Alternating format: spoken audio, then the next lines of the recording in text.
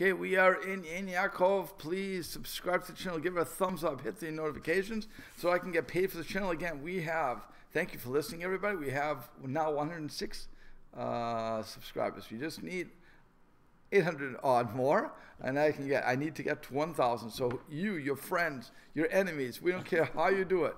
Get everybody to subscribe and hit for notifications. Yes, I do want to get paid. I think it's $3 for every 10,000 watches. Yay! Hey, YouTube is paying a lot. Okay. So let's go. Okay, we are, like I said, on 54, A1 of the Gemara Shabbat, and it says, we're talking about,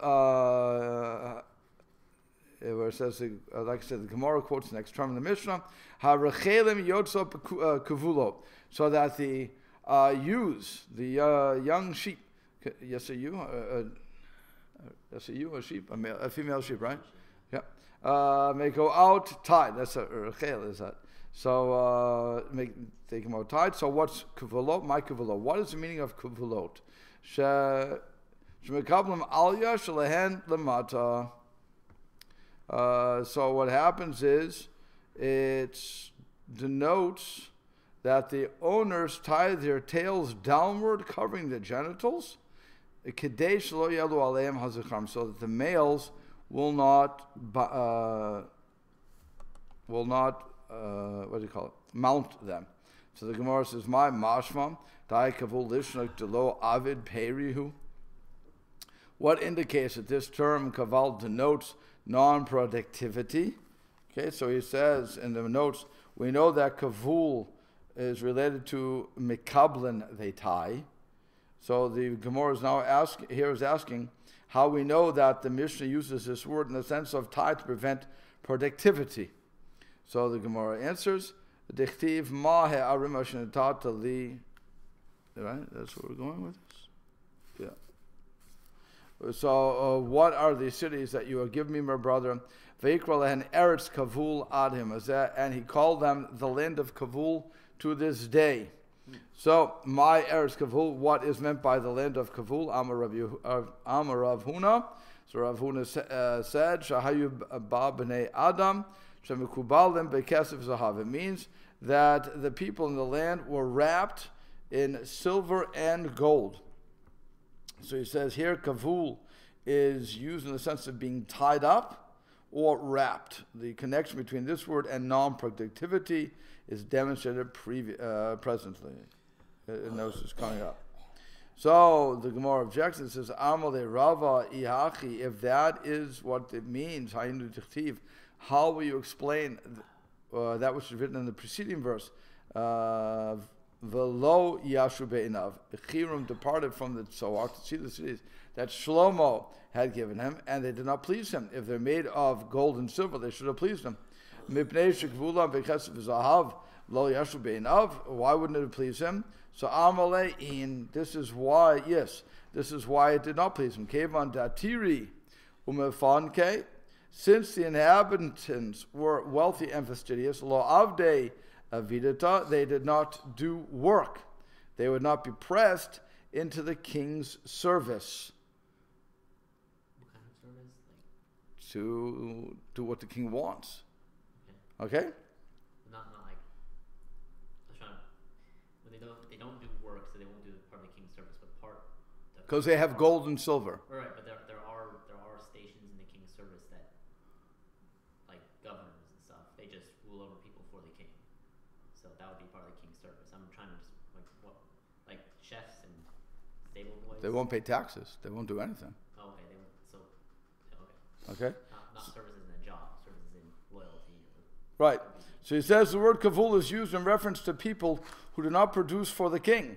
The king has thus demonstrated a link between the word kavul and non-productivity. Hence, when the Mishnah says that ewes may go out, it means that their tails will be tied downward and preventing copulation. By the way, why do we, the United States of America, pay taxes? Short answer is the government. Say it again? Short answer is the government. Why do we okay, so now, in other words, why do we care what the government tells us to do? Because law and order, you would argue, blah, blah, blah, but really because we're tied into them. right? We hire them, however you want to look at that relationship. But we become servants of the system because, as we all know, the country, because of eminent domain, can take our land away. So really we're just renters in this wonderful land, okay? And as a result, if we want to leave this country, we have to leave permanently and just dissolve our relationship with this country. We have to pay them to do that, right? 23.7%, I think, is what is the number, okay? So we have to pay them to leave. So there's no freedom. We're servants of the system.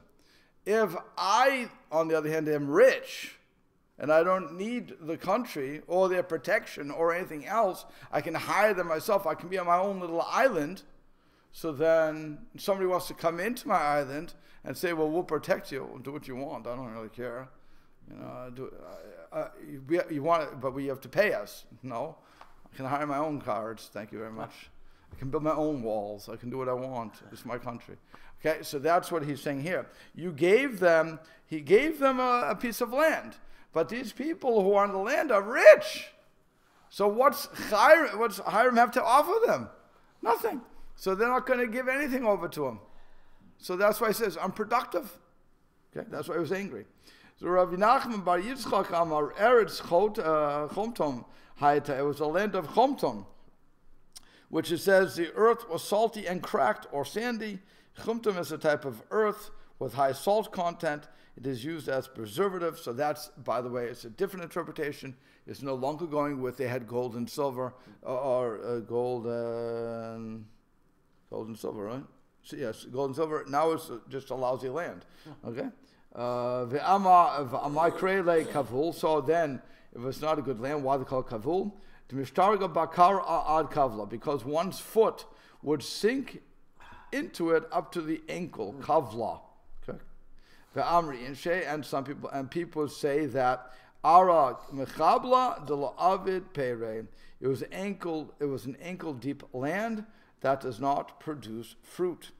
And so once again, you see that kavul means non-productivity. So when it says you may go out tied up with kavulot, it means that that's why the Gemara would say that it means that they went out with their tails covering their genitals so that the males could not mount them. It's a term of non-productivity. Okay. So when you see that word, you'll know what the word means. Now we go to 54a3. 54a3, and we're looking for law or code. It's going to, okay, really the words are going on, it may not go all bound or hobbled, and we go down to very bottom, I think it was. No, it wasn't there. It was, where is it? Oh, right then, there, right, where it says the Mishnah continued. So it's Amar Rav Yehuda, Akod. You see it? Okay. So Akod, Akidat Yad V'Regel, when it says bound means the binding of the hand and foot, like who? Ki Yitzchak ben Avram, as Isaac the son of Abraham was tied. So he says one of the animal's forelegs is chained to one of its hind legs. That's what we're calling akud, akeda. Okay, the akeda is Yitzchak, the binding of Yitzchak. So you put one of his, the binding of the hand and the foot, so that he can't move. That's afar. So when Yitzchak was bound and sacrificed, his hands and feet were tied together behind him, and his neck was thus stretched backwards. This position would facilitate the act of slaughter, which is performed at the neck. Since the verse states, "V'Yaakov et Yitzchak," he Abraham bound Yitzchak, it is evident that the root akad signifies tying the hands and the feet together. Although Rav Yehuda cites the example of Isaac, he does not mean that the animals tied in exactly the same way. Isaac's hands and feet were tied together tightly, whereas an animal's legs are tied sufficiently far apart that it can walk. Another difference is that both of Isaac's hands and both of his feet were tied, while one of the camel's forelegs is tied to only one of his hind legs. Rav Yehuda mentions the example of Yitzchak, simply to show that a code bound means a foreleg tied to a hind leg, as opposed to two forelegs tied together, or the two hind legs tied together. And in fact, according to Rabbi Yehuda, it is permissible, it would be permissible for an animal to go out with the two forelegs or two hind legs tied together. They're tied to each other, sorry. Okay, so, but that is what it's referring to.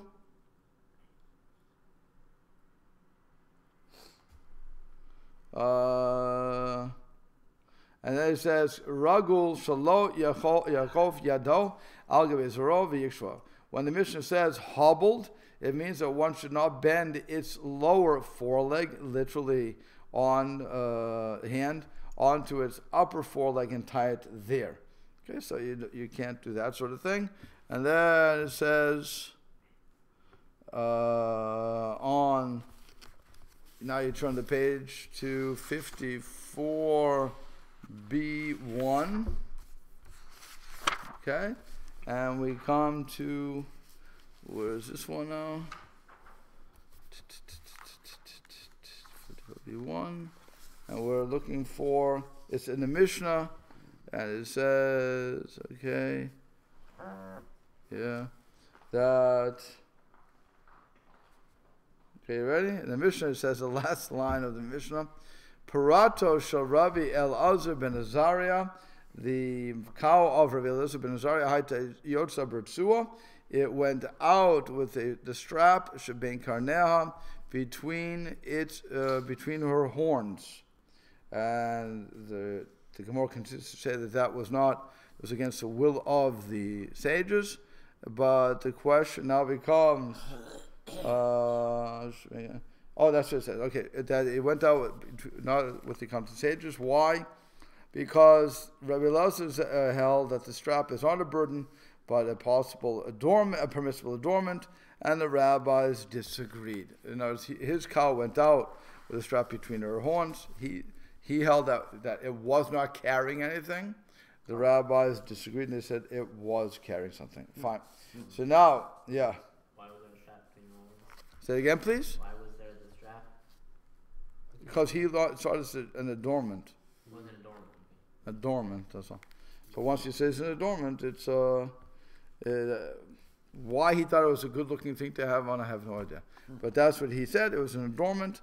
The rabbis disagreed with that, and they said it was being carried, and therefore it was breaking Shabbos because it was causing the animals to carry something that didn't need to carry. We're not allowed to have the animals carry something on Shabbat. Okay. So now we go to, and that's what you are, 54b3. Say it again? Maybe he was using it as a slingshot. Aha, there you go. A slingshot, maybe. I don't think so, but okay. 54b3. Now we go into a long thing. This is where you should be. And it's Chada Para, so it's what the Gemara, again, we're going to look at this para of Rabbi Elazar ben Azariah. That's what we're looking at. You guys ready? Okay. So it says, Chada Para Havile, but did Rabbi Elazar ben Azariah only have one cow? Vaya Amar Rav, but Rav said, Ve'amrile, and some say that Amar Rav Yehuda Amar Rav, that Rav Yehuda said in the name of Rav. Teresa Alfe Igle Have Ma'asir Rabbi Elazar ben Azariah Me Edresh Kol Shata V'Shata, that Rabbi Elazar used to tithe 12,000 calves from his herd every year. If I'm giving 12,000 calves every year, and I'm giving a tithe, so how many calves do I have? 120,000, correct. Okay. That's what you have for mathematics. Okay. So he says, this refers to the mitzvah of Ma'aser Behema, giving a tithe of the animals, wherein one annually separates a tenth of his newborn animals and offers them on the altar. Once an animal has been designated a tithe, it is consecrated as an offering and cannot be used for any other purpose. However, if it becomes blemished, one is forbidden to blemish it deliberately, it loses its sanctity and can be eaten like any other animal. On the scriptural level, the mitzvah of tithing animals is in force even when the temple is not standing. Although they cannot be offered at that time, The tithed animal could simply be left to pasture until it becomes blemished or died. However, after the destruction, the rabbis decreed that animal tithes should not be separated lest they accidentally be eaten or shorn or worked while still unblemished. So Tosfot points out that Elazar ben Azariah could not have been more than 14 or 15 years old when the temple was destroyed. How then can the Gemara say that he tied his animals every year? After all, before he reached the age of legal competence, he could, which is 13, he could not separate tithes, and by the time of destruction, he was at most 15. So Tosfot answers that the rabbinic suspension of tithing did not occur until some years after the destruction. Alternatively, while Rabbi Elazar ben Azariah was still a minor, the trustee of his estate tithed on his behalf. By the way, for those who are thinking, they know this guy's name. Rabbi Elazar ben Azariah is the one who took over. He's one in the Pesach, on the Haggadah that we always read about, that he wasn't zocher to understand how to say Shema at nighttime until Ben Zomer explained it to him. He is the one who would take over from Rabban Gamliel. When Rabban Gamliel was ousted from being the Nasi, he would be the Nasi. Then they would come to a compromise, and where Rabban Gamliel was 2 or 3 times a week, or they split the week up. I forget who, and they would speak. But Rabbi Elazar ben Azariah was quite a rich person, and he's coming from a long line of rabbis and rich people. So he was. It's interesting that he has this cow, and he was, as we said, putting straps around it, so it would, for whatever reasons he had, to make it look nice. Okay, so now let's go on. He says, okay, so the Gemara answers, if he had 12,000, so what are you picking on one cow? So he says, Tana lo shalo haita, el shechento haita. It was taught in a Braita, it was not his cow, but that of a female neighbor of his. Mitoch shalo michaba nikrat al shma. And because he did not protest against her putting a strap between the horns, it's considered like his cow. As if he had done it because he didn't say anything, in other words. Correct. So he says, Tosfot Rabbi Akiva on Mishnah notes that the Braita here implies that women are also required to arrest their animals on the Sabbath. Why? You would have thought they wouldn't. I have no idea. Because women are obligated to follow Shabbat just as a man is. Because even though it's a time-bound commandment, right? Shabbos is time-bound. But it's a negative, right? You show correct. So since it's a since it's a positive and a negative, that's why they're obligated. If it was just a positive, remember the Sabbath day, sanctify it, then it would be a positive time-bound commandment, and women would not be obligated, according to that logic of Mitzvah Aseh Shes Mangrama, if it's a positive commandment that is time-bound. So they would not be able to, but since it says Shamor Yom Shabbat Katsho, guard the Sabbath day to sanctify it, that makes it a negative, and women are obligated to all the negatives. There's not one negative they're not obligated to. So once you have a negative and a positive together, so that's why they become obligated. So I'm not sure why Tosfot Rabbi Akiva even has to say that about resting their animals. I'm not sure where he's coming from, but nonetheless. Okay, but we also do something very important here, that if I see you doing something that I know is wrong, and I don't at least give a macha, I don't make a protest over it, then so you think that is correct, because nobody protested against it, so that is then I get to sin, which is why, which is why in the old days when people would be driving to Shul on Shabbat, the rabbi every once in a while would say one should not drive on Shabbat. Okay, I'm making macha. Not that I don't want you on Shabbat, but I don't want the sin either for you driving on Shabbat. So I see that he's going to get into more things about admonishing. Okay, so up here when Rabbi Elazar did not admonish the woman about the cow.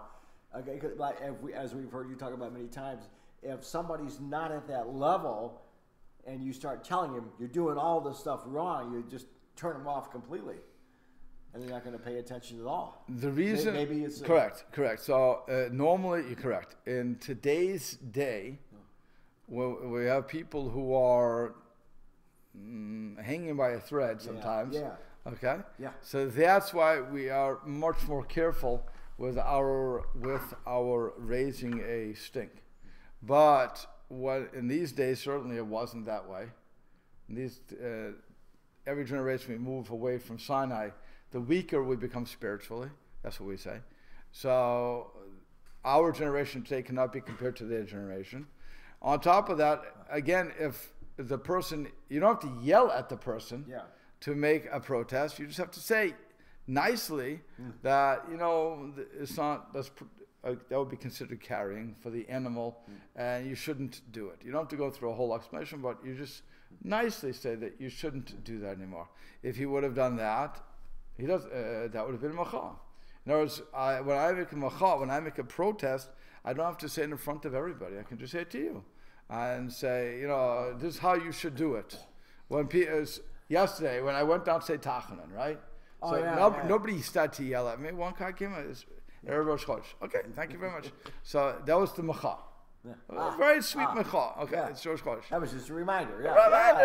It's macha. It's obvious that you forgot. Right, I forgot. So okay, I wasn't going to say, it's Rosh Chodesh. No, I definitely want to say it. I want to say something. Get up, you. Leave me alone. I want to say Tachna. Okay, I didn't say that.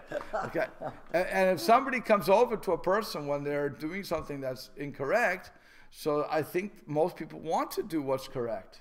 Oh, so I mean, but you're on the premise now that the person really knows, he just forgot. Either that or thought it was permissible. Yeah, okay. And then somebody comes quietly. We know that he wants Here, to. I'll give you an example. Okay, so we have soap in the bathroom, right? Liquid soap. Yeah. Okay. So according to Rav Moshe, and most people quoting Rav Moshe say this, that soap is forbidden to use on Shabbos.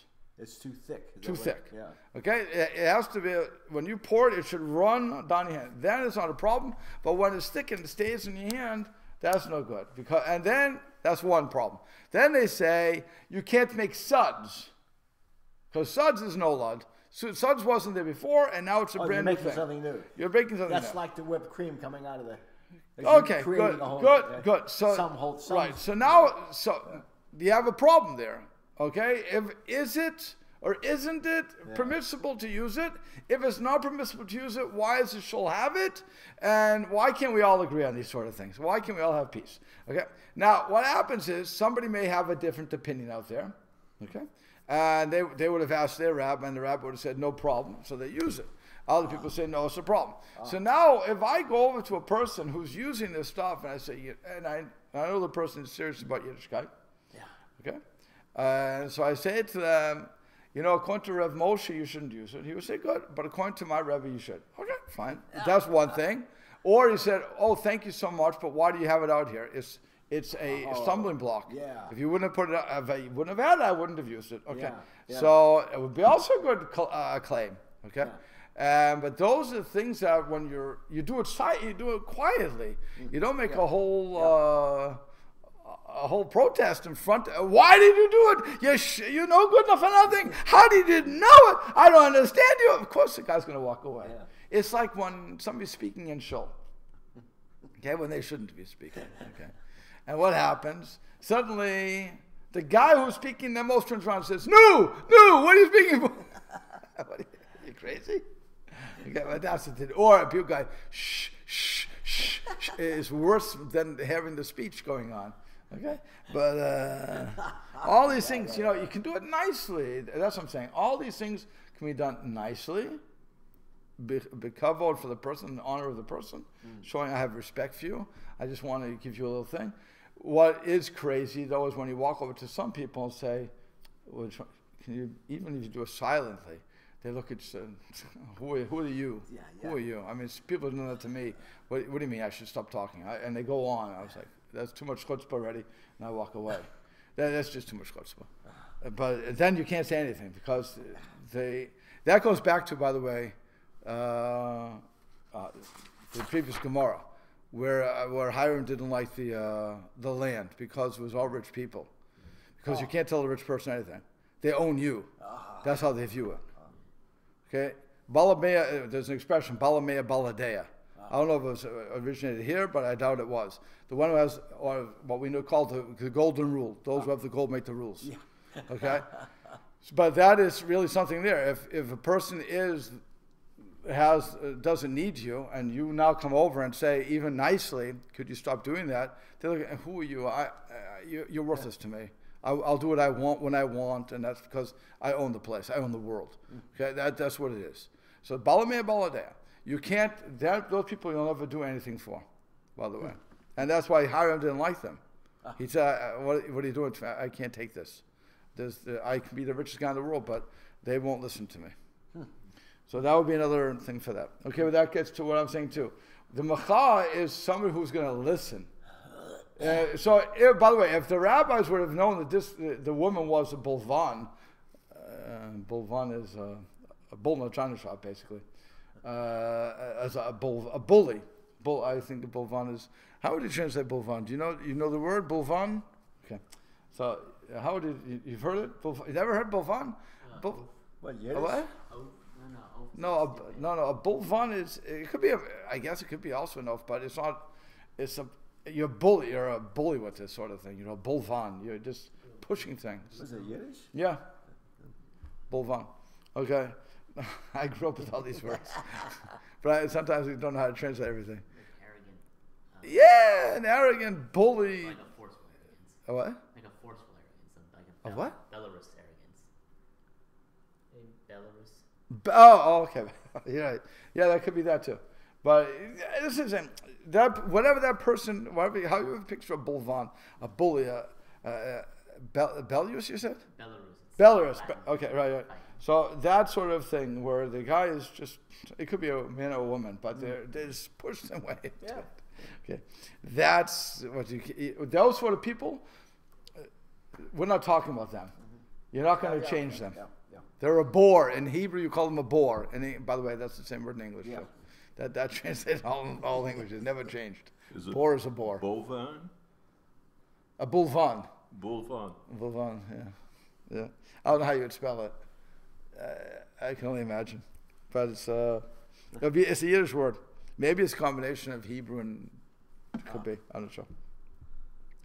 Okay, so let's go on. So it says, Ravi Chanina, Rav Yochanan, Ravi Chaviva, Martin. So you have Rav Chanina, Rav Yochanan, and Rav Chaviva taught. Okay, so now we have, and the Gemara interrupts, it says, Bechulu Desedim Hoed, Kolki Haiga Zuga Chalufe Rav Yochanan Ma'ale Rav Yonatan. Okay, so it says throughout the order of Moed, whenever this group is mentioned, there are those who remove the name Rav Yochanan and insert Rav Yonatan.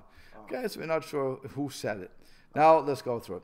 It says Kol mi she'efshar lamachot be'anshe beitov lomicha. Anybody who has the ability to protest against a member of his household but does not protest, nitpas al anshe beito is punished for the transgressions of the members of his household. Yeah. And again, there exists a possibility that they will heed his admonitions.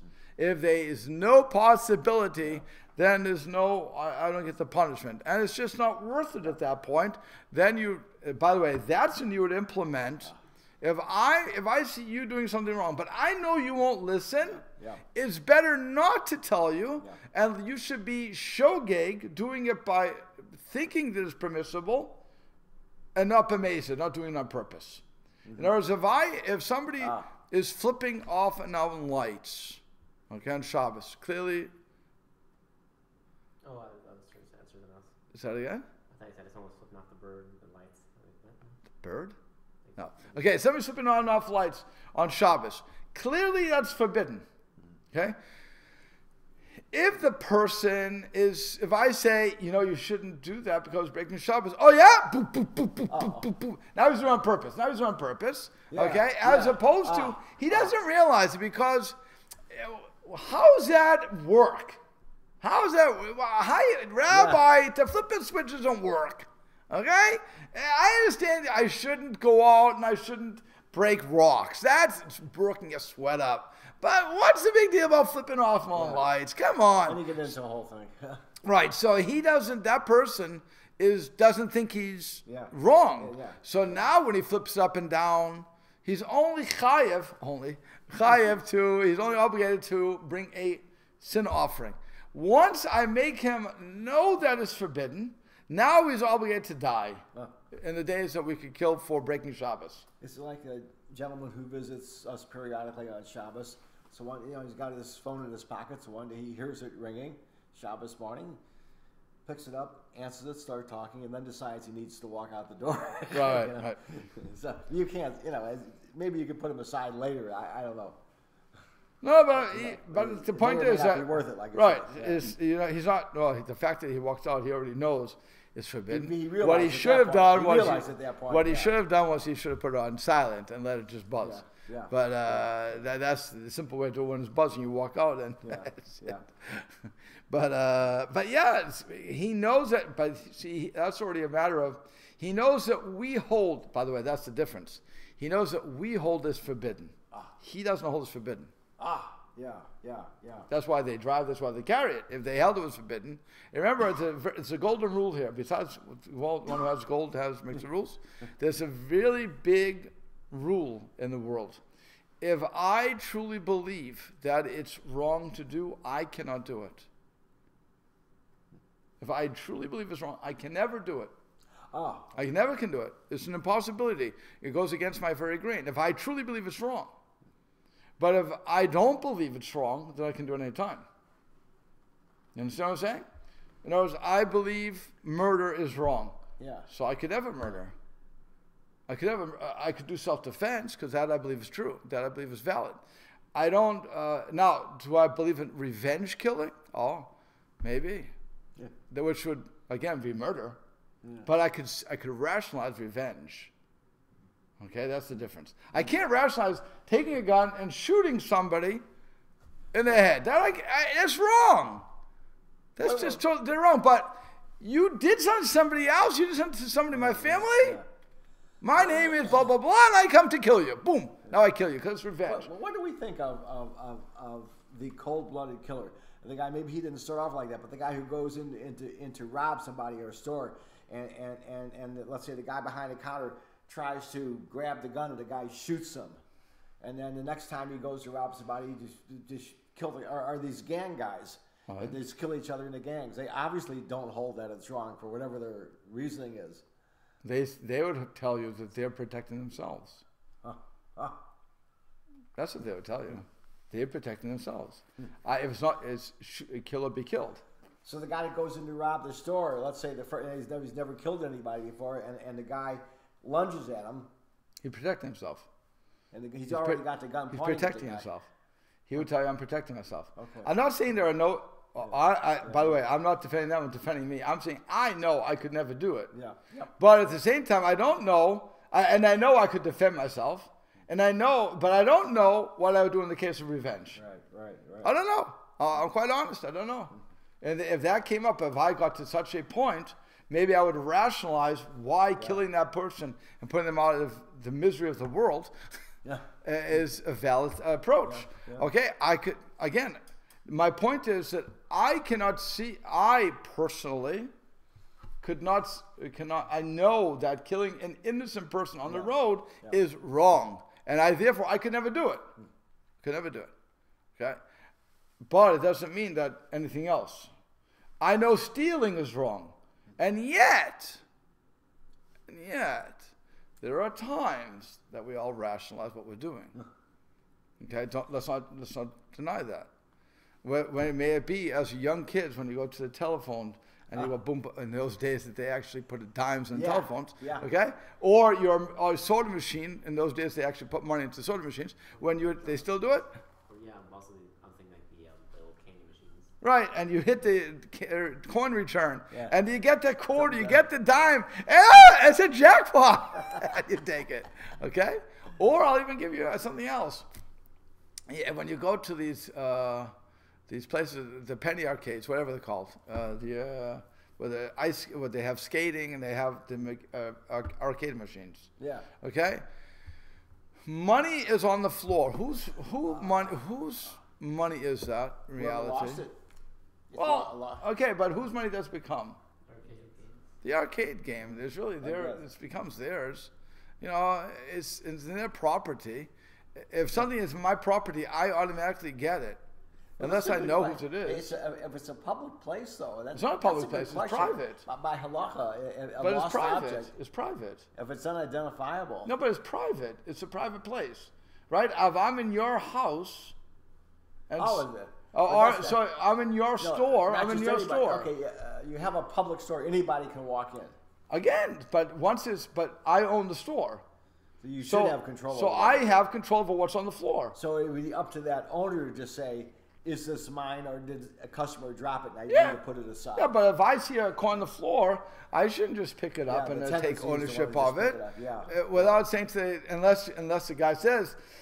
I mean, we have rules for this. The truth is, halacha does have rules. Depending on which side of the counter it's on, will determine whose it is. If it's on his side of the counter, it's his. My side of the counter is mine. But the question is, in those stores that the Gemara is talking about, what does it mean behind the counter? Why behind the counter is it his? Right? It's because that's his property. And the front of the counter was already the public place. So, but if I own the store, like here, I own, quote unquote, I own Torah Center. Okay? So if I own Torah Center, it's my reshus, or the Torah, let's make it the conglomerate. Torah Center owns this building. Therefore, there's a quarter on the floor. What should you do? Should you pick up the quarter and put it in your pocket? No, you go right here, you put it in our little tzedakah box and say, somebody forgot it. Somebody forgot $1 there and say, I said, okay, it must be mine. All right. Okay, do what you want. Really, what should have done was, I see the dollar, put it right in the box. If you go into yeshiva, this I see constantly in the yeshiva. They find $1, what they do, they put it on top of the wall. Whoever's dollar it is, let them take it. You know, because nobody wants to take now really, whose dollar does it belong to? The yeshiva. If nobody picks up the yeshivas, because somebody lost it, it's tough luck. The finest keep losers weepers. You know, that's the end of that. But okay, but that's really what's going on when you come to these situations of, you know, what I can do, what I cannot do. Okay. So then it says, so then it says, Ba'anshe Iro, similarly, one who can protest against the people of his town, but does not do so. Nitpas al Anshe Iro is punished for the transgressions of the people of his town. Can you imagine that? You are the one who's running the system. You're the governor. You're the mayor. You're the councilman. You're the rabbi. You're whatever. Okay, you have more than just your family. Okay, and you don't protest against what's wrong. So now, guess what? You get them, because they're all. By the way, what's the concept here? If I don't protest, it means that what you're doing is correct. Like if there's graft going on in the city and the mayor's not doing anything about it. What's graft? Graft payoffs. You know. Oh, payoffs. Okay. The council. You know. Thank you. Good. Stuff. Right. Going on that shouldn't be going on. Correct. So if you see something going on, again, that shows us the power we have. By the way, that if I see you doing something and I don't say something, again, I can say it quietly. I can say it publicly, but it's better if the whole group isn't doing it, just one person, to go privately up to the person. And if I don't say anything, what you'll say is, when somebody says to you, wait a second, what are you doing? It's wrong. No. I know it's not wrong because Rabbi Nebel saw me doing it and he never said anything to me. Right? You're not going to say, I don't care. You're going to throw me under the bus. Okay? Why do we speed on the highways? Because everybody else is doing it. Besides that, There's no cops. no, we'll speed in with the cops.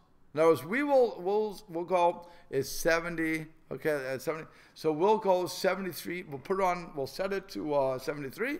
The cop is here. We'll fly by 73. Some of us will hit the brakes because that's what we're trained to do. Okay, but others will go 73 and fly. Yeah. Okay, 75 and fly up to 79. Yeah. Up to 79. Maybe. No, that's 79. As long as you're, by the way, I did ask a police officer this one time. I said, I don't understand, how do you know who to pull over? He said, it's a very simple rule. If you're all over the road, we're going to pull you over. If you're going straight and you're showing control, we're not going to do it. We're not going to stop you for up to 9 miles. Oh, wow. Okay, that's it. That's what the guy said. We're not going to stop you. Unless it's that time of the month, we're not going to stop you for the most part. Okay, so fine.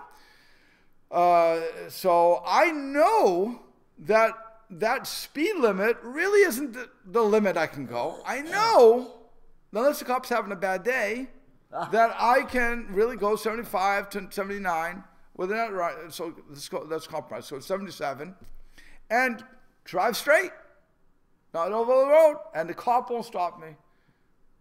If, on the other hand, they really meant 70, and the minute you went 71, they pulled you over, we would never do it. Yeah. But we're taught that you can get away with this, even in front of the cop. Okay? Why do we all jaywalk? Does anybody know what jaywalking is? Not using the sidewalks. Say it again? Not using crosswalks. I'm surprised you guys don't know what jaywalking is. Okay, I don't know. I would guarantee most of the people in high school do not know what jaywalking is, because we don't even. Who knows what jaywalking anymore? But jaywalking. Why do we all jaywalk? Again, first of all, there's not crosswalks on most streets anymore. Even when they have lights, there's no crosswalk. Okay, so but what happened? Cops didn't care. Why don't bike riders use hand signals? No. Some do, but most don't. Most don't. Most don't. They don't even know hand signals. Okay? Why? Because there's no law enforcement there. Why do people ride their bikes on the sidewalk? Again, no law enforcement. That's all. Once you loosen the reins, I'll do what I want. Because you showed me that this is not really an important law. So that's what the Macha does. The Macha says it's a real law. And it's something you have to do. Once I know that, so now when you don't tell me, I know I'm doing right. That's the concept. Okay?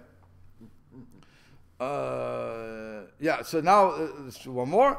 It says, further, if one could protest against the entire world, what's that mean? The entire world means the entire Jewish nation, and the Gemara refers to someone like a king or a nasi, a head of a nation, who has the power to protest because people fear and obey him. So what happens if he does not protest? Nitbas al kol ha'olam kulo. He will be punished for the transgressions of the entire world. In other words, whatever your realm is, if you're that level of responsibility and you're not doing it properly. Correct.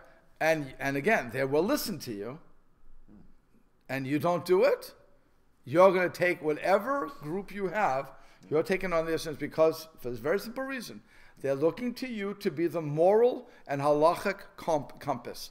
And if you're not doing your job, you're allowing all the people to go off the derech, way off the derech, literally off the way, and it's not their fault. They're just following your example. Again, they're assuming that if it was a problem, you would have told them. Yeah. So the fact that you're not telling me means that this law was, I think they call the speed limit prima facie law, which means, that's what the word is? Prima facie law. Which is on the face. Right. On the face of it, that's what it is, but it really doesn't mean that. Okay. The speed limit says 30, but we really mean up to 40. It's not such a big deal. But for those who don't know, and when you're teaching kids how to drive, it says 30, stay at 30. No, not 31, not 30. Okay. By the way, a speed limit of 30 doesn't mean you can't go 25. Okay? That's another thing people don't realize. But I can't, a speed limit of 30 means I cannot go 20. Right. Typically on the interstates, you'll see speed limit 70, and then lowest is 55. Minimum is 55. Otherwise, you're going to cause an accident. So within that, you have to know what speed limit means. It's a speed limit, but I also have a lower part where I can't drive unless I put my flashes on. There are rules. You know, I think long before they had cruise control, common in cars, I think the authorities that set up the speed limits originally when driving became very popular is, well, first of all, I guess when they came up with the speedometer in the car, too, Right. that was probably an innovation. Now we can post speed limits. And say I post on a city street at 30 miles an hour, it's so easy to creep 32, 33, 34. So I think they think we'll have some judgmental space in here. When I first went to Canada, I'll stop here. When I first went to Canada, so they go by clicks, kilometers. And your car didn't have kilometers on it. No, I didn't have kilometers, but I didn't have a car at that point. I was being driven around, and I saw 50 miles and 50 clicks an hour. So for me, 50. And I was thinking, it's a little road. What are they, crazy? 50 miles an hour? So the guy said, no, it's not 50. It's not 50 miles. It's 50 clicks, which comes out to be about 30, which would make sense for that sort of a road. Yeah. Okay, we'll have to stop here. That's funny. When we went to the wedding in Toronto, so we Chicago, we flew up